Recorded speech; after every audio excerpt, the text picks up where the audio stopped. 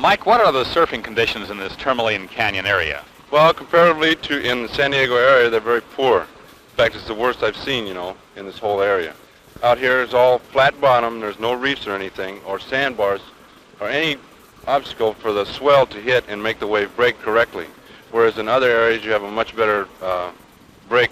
The waves break much better. Here it's very flat, and it never does get good, summer or winter.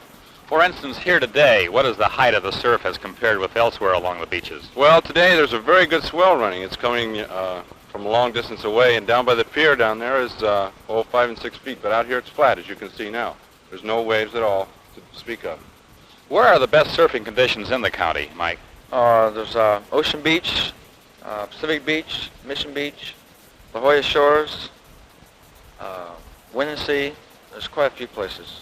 There are actually many places in the county, then, where surfers would like to go. Do you think that they would not like to be concentrated in any one area, such as Tourmaline Canyon? Yes. What do you propose as a solution to this problem, Bill? Well, I would say that a lifeguard that knows the water and knows the surf should come down in the morning and post in areas where the surf is best.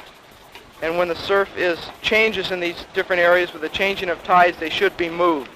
And the surfer should have an area at least 200 yards to surf in, and the swimmer should have the rest. Won't this interfere with ordinary swimming? Won't this cause resentment?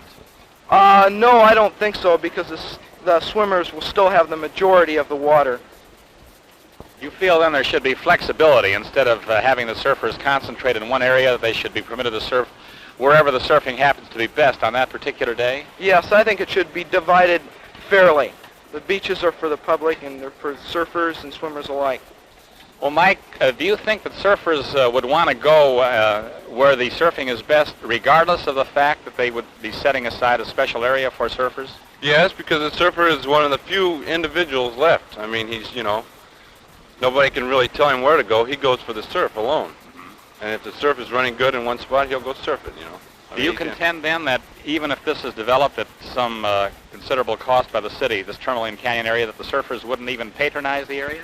No, I don't think they would. I think that if the surf was running someplace else, they would go someplace else. Like I said before, it's flat out here, and there's never any surf to speak of, so they would never surf it. What do you propose this area be used for then, Mike? Well, I think if the city's going to construct something here, they ought to make a park or something anyway, archery or a small golf course or anything, something for the children to play in. Because personally, I don't think the surfer will ever use it.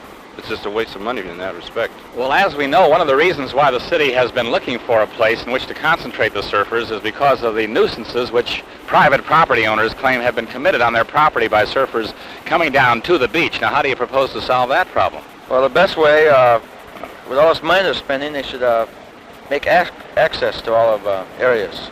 Small access ways to get down the beach. Which would bypass the private property? Yeah.